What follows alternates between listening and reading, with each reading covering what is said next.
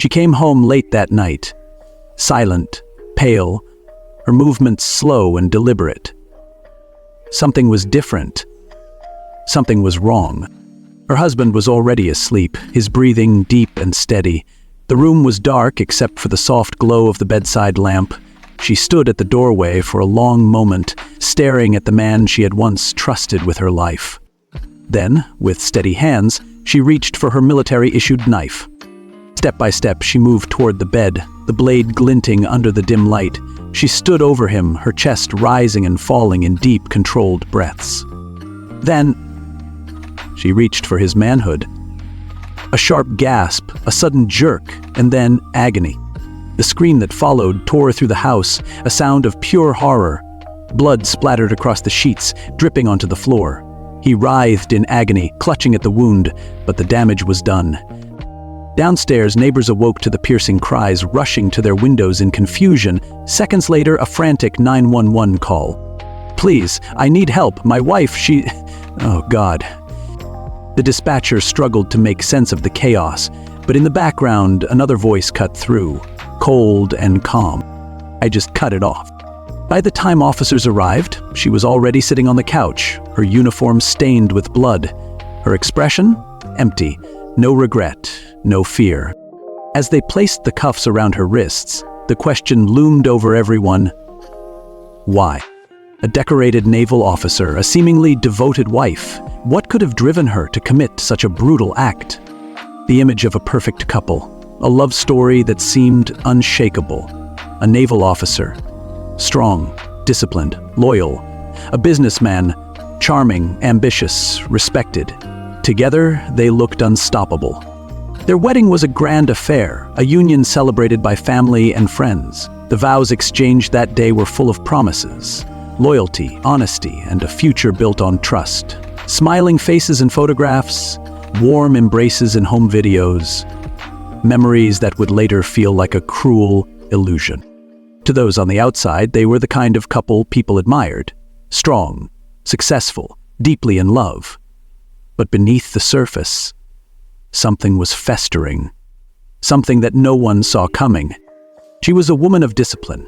The Navy had shaped her into someone who could handle anything. Combat, stress, high-stakes decisions. She had served with honor, earning respect from her peers and superiors. She had built a life around structure, trust, and responsibility. He, on the other hand, thrived on charm. A businessman with connections in the right places, he knew how to make people like him. He had a presence that drew others in, a confidence that made him seem invincible. To the world, he was successful. To his wife, he was everything. Then came the deployment.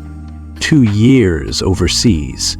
A long mission that would test their commitment. She packed her bags, kissed him goodbye, and promised to return. He held her tight, whispered words of devotion, and swore he'd wait for her. She believed him. For a while, everything seemed normal. They talked as often as they could, exchanging messages across time zones. He told her he missed her. She told him she couldn't wait to come home. But back home, life was different for him. At first it was subtle, a few late nights, business trips that seemed longer than usual, a growing distance in his words. Then the signs became harder to ignore. Expensive gifts appeared. Watches, jewelry, designer clothes. But there was never an explanation for who they were for. Calls went unanswered, messages left on read. Friends started noticing his absences, his hurried excuses, the way he changed the subject whenever his wife was mentioned. Some brushed it off. Others whispered behind closed doors. And then there was the woman. A figure seen in passing, a name no one dared to say out loud. She appeared at his side at the wrong times in the wrong places, a presence that didn't belong, but no one questioned it, because no one wanted to know the truth. The deception grew, stretching further with each passing month. The businessman who had once promised loyalty was living a life his wife would never recognize. But secrets don't stay buried forever. And this one would destroy everything. What started as quiet whispers among friends soon became undeniable. The businessman, once devoted, once seemingly loyal, was leading a life his wife never could have imagined. There was another woman. She was younger, confident, reckless, the kind of woman who didn't play by the rules. To some, she was nothing more than a passing distraction, a fling, a momentary escape from a marriage bound by duty and distance. But she was more than that. It started in secret, late-night meetings in quiet hotel rooms, text messages deleted before they could leave a trace, a relationship built on passion, risk, and deception. He couldn't get enough. She made him feel invincible. With her, there were no responsibilities, no expectations, only pleasure. But what he didn't know, what he never thought to question, was that this affair carried a secret far more dangerous than infidelity. The woman he had given himself to, the woman who had become his obsession, was carrying something inside her that he would never be able to escape. She was HIV positive. Maybe she knew, maybe she didn't, but by the time she finally told him, it didn't matter. The damage was done. He ignored the weight loss, brushing it off as stress, the night sweats, the fatigue, just signs of working too hard, nothing more. The symptoms came slowly at first, creeping in like an afterthought. But as the months passed, his body told a different story. Deep down, he knew. But getting tested meant facing the truth, and the truth was something he wasn't ready for. His wife was coming home, the woman he had betrayed, the woman who had trusted him. She had spent 2 years serving her country, 2 years believing in the life they had built. And he had spent those same 2 years destroying it. But instead of stopping, instead of coming clean, he did the unthinkable. He pretended nothing had happened. He climbed into bed beside her, held her in his arms, told her he had missed her. And then he let her trust him, one last time. After a while, she went for what was supposed to be routine, a simple checkup, a formality after returning from deployment. She had been through this process before. Blood work, screenings, a few questions from the military doctor, nothing out of the ordinary. But this time, something was different. The doctor's face changed as she scanned the results. What had begun as a normal conversation turned into something cold and clinical. Then the words no one ever expects to hear. "You tested positive for HIV." For a moment, everything stood still. Her mind raced, searching for an explanation. There had to be a mistake. She was in peak health before leaving. She had been tested before deployment. Everything had been normal. She had been faithful. So how? The doctor spoke, but the words barely registered. Transmission methods, viral loads, treatment options, it all blurred together. The only thing that mattered now was the question burning in her mind. How did this happen? She already knew the answer. The drive home felt endless. Anger, fear, disbelief. They all fought for space in her mind. The man she had loved, the man she had trusted, had done this to her. Had he known? Had he suspected? And if he did, why didn't he tell her? When she walked through the door, he barely looked up. He was relaxed, unaware that the world he had built was about to collapse. She didn't wait. She threw the papers on the table. The test results, the truth. Would explain this. He barely glanced at them before shaking his head. "This isn't possible." A lie. "You must have gotten it overseas." Another lie. The accusations stung more than she expected, as if after everything, he had the audacity to shift the blame onto her. But she wasn't the one sneaking around. She wasn't the one lying. She demanded he get tested right now, no excuses, no delays. His hand shook as he held the test kit. The result appeared within minutes. There was no denying it now. He eventually tested positive. The silence stretched between them, heavy and suffocating. Then, finally, he broke. "I didn't know for sure," he whispered. "I was scared." He admitted everything, the affair, the mistress, the suspicions he ignored, the symptoms he brushed off, and worst of all, the choice he made. "I thought maybe I was fine." She stared at him, unblinking. He had known there was a chance. He had felt the weight loss, the exhaustion, the night sweats. He had stood in front of a mirror and seen the changes. And still, he had touched her, kissed her, slept beside her, knowing he could be killing her. Something inside her shattered. Everything they had built, everything they had shared, it had all been a lie. And in that moment, the woman who had spent years defending her country made a decision to defend herself. The house was silent. The kind of silence that comes after a storm, thick with the weight of everything unspoken. She sat on the edge of the bed, staring at the man who had once been her world. He slept soundly, unaware that his secrets had finally caught up with him. Her fingers wrapped around the handle of her military-issued combat knife, the same one she had carried through war zones, the same one she had used to defend her country. Now she held it for a different reason. The past few hours had been a blur. Rage, betrayal, the sickening realization of what he had done to her. His words still echoed in her mind. I didn't know for sure. I was scared. I thought maybe I was fine. Fine. That word played over and over again like a cruel joke. He had been fine knowing he could be killing her, fine keeping his secret while pretending to love her, fine risking everything.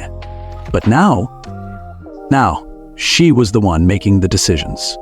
She stood up, slowly, deliberately. Her heart pounded, but her grip was steady. With each step toward the bed, she could see flashes of the past. Their wedding day, the late-night calls from overseas, the way he used to hold her as if she was the only woman in the world. And then, the other woman, the lies, the infection, the irreversible truth. She was close enough to hear his breathing now. Deep, peaceful, as if he had nothing to answer for. Her hand tightened around the knife. She reached out, not for his throat, not for his heart, for the part of him that had ruined everything.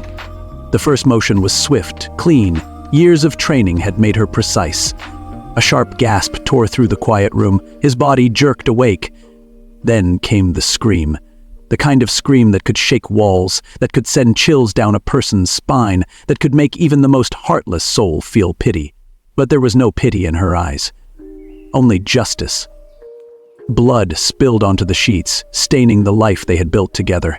He thrashed, hands clawing at the wound, a scream still caught in his throat. He looked at her, eyes wide, pleading. But she had no more words for him. The neighbors heard the chaos. Calls were made, sirens wailed in the distance. She didn't run, she didn't hide. She simply sat down, placed the knife on the bedside table, and waited. By the time the police arrived, the house was eerily calm again. Officers stormed in, guns drawn, expecting to find a fight. Instead, they found her, sitting still, expressionless, blood on her hands. They found him, writhing in agony, his world shattered in a way that could never be undone. As they cuffed her, an officer asked the question everyone wanted to know. Why? She exhaled, looked down at the floor. Then, finally, she spoke. He took my life from me, so I took his manhood from him. The courtroom is packed. Spectators, journalists, legal analysts, everyone wants to witness what comes next. A case like this isn't just about guilt or innocence. It's about something deeper, something that divides opinions, ignites debates, and forces people to choose a side. On one side, a decorated military officer, a woman who had served her country with honor, a woman who had been betrayed in the most intimate way. On the other, a man whose choices had set this tragedy in motion, a husband who had gambled with his wife's life and lost. The prosecution wastes no time. They paint her as calculated, methodical. This wasn't self-defense. This wasn't heat of the moment. This was revenge.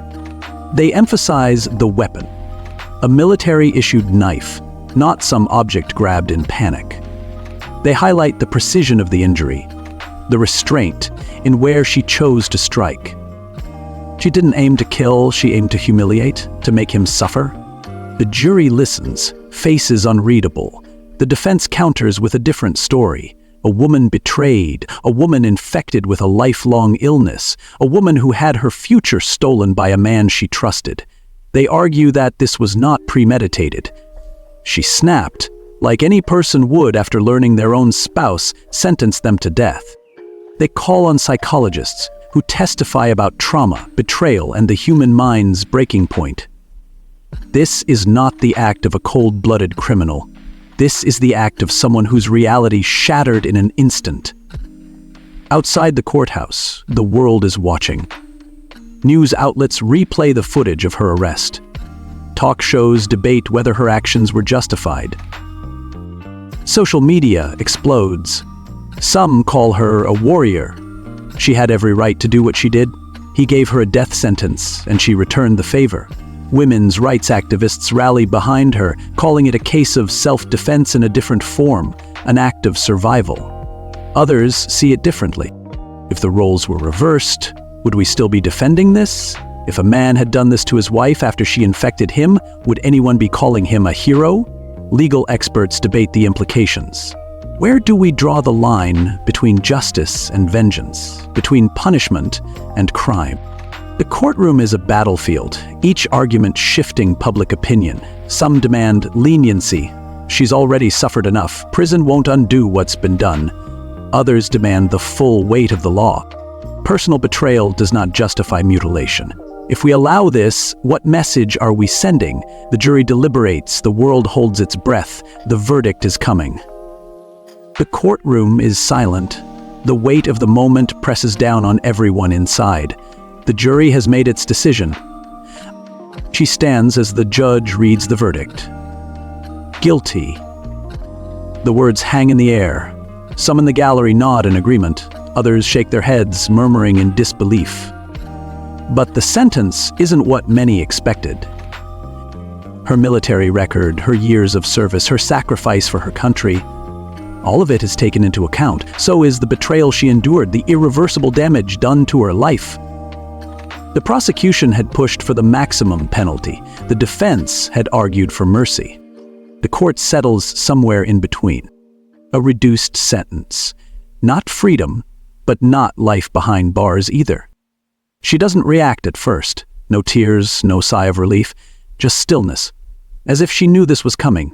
As if she had already accepted whatever fate was waiting for her. Then the judge asks if she has any final words before being taken away. She looks up, her voice steady. I didn't want to kill him, I just wanted him to feel what he did to me. There's no outburst, no attempt to justify what can't be undone, just a simple, haunting truth. As she turns to leave, the room is divided. Some see justice. Others see another victim lost in a cycle of pain. Outside the courthouse, the world continues to debate. Was this punishment enough? Too much? Was she a monster, or just a woman pushed beyond her breaking point? And then it's over. She walks through the cold steel doors of the prison, the world outside moving on while she steps into a life behind bars. As the gates close behind her, a question lingers. Was this justice, or just another tragedy in a web of lies and betrayal? And if you were in her shoes, what would you have done? Subscribe to our channel for more crime stories just like this.